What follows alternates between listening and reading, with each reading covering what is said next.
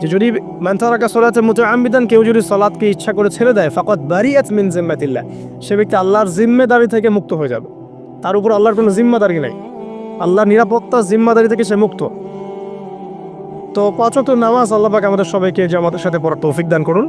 এর পাশাপাশি নফল নামাজ বাড়িয়ে দেওয়ার তৌফিক দান করুন, এবং স্পেশালি তাহাজ্জুদের নামাজ যদি পারেন 2 রাকাত হলেও নিয়মিত তাহাজ্জুদের নামাজ পড়ার তৌফিক আল্লাহ পাক আমাদেরকে দান করুন। আর নামাজের বাহ্যিকতা নিয়ে এত বেশি ঝগড়ায় যাবেন না। এখন আমরা যত ঝগড়া নামাজের বাহ্যিকতা নিয়ে, হাত বাঁধা, রফুল ইয়াদাইন, আমি না পায়ে পা, এগুলো নিয়ে ঝগড়ার শেষ আছে? নাই। ইসলামের বিরোধী শক্তিরা হাত ভেঙে ফেলার পায়তারা করে ফেলেছে অলরেডি। হাতই না থাকলে আপনি বাঁধবেন কোথায়? মনে করেন আপনার হাতই নাই, বাঁধবেন কি উপরে না নিচে? তো এই হাত তো ভেঙে ফেলার পায়তারা করা হয়েছে। এখন আপনি পড়ে আছেন বাঁধার কোন জায়গায় বাঁধবেন সেটা নিয়ে, অথচ পুরো বৈশ্বিক চক্রান্ত মুসলিমদের বিরুদ্ধে হাতটাই ভেঙে ফেলে দিবে। তুই বাঁধবি কোথায় হাত? তারপর দেখব।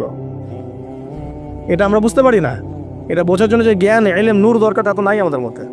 এই জন্য আপোষের ঝগড়া নিয়ে পড়ে আছি।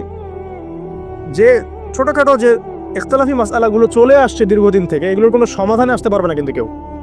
পক্ষে বিপক্ষে কথা চলতেই থাকবে কিয়ামত পর্যন্ত, ওইগুলো নিয়ে আমরা ব্যস্ত আছি। তো আমি রিকোয়েস্ট করবো নামাজের আধ্যাত্মিকত্বের দিকে ফোকাস করে।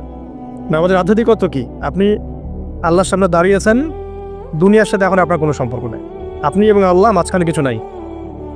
নামাজে যা পড়ছেন, সূরা ফাতিহা, অন্যান্য সূরা, রুকু, তাসবিহ, সিজদা, তাশাহুদ, দরুদ, অর্থ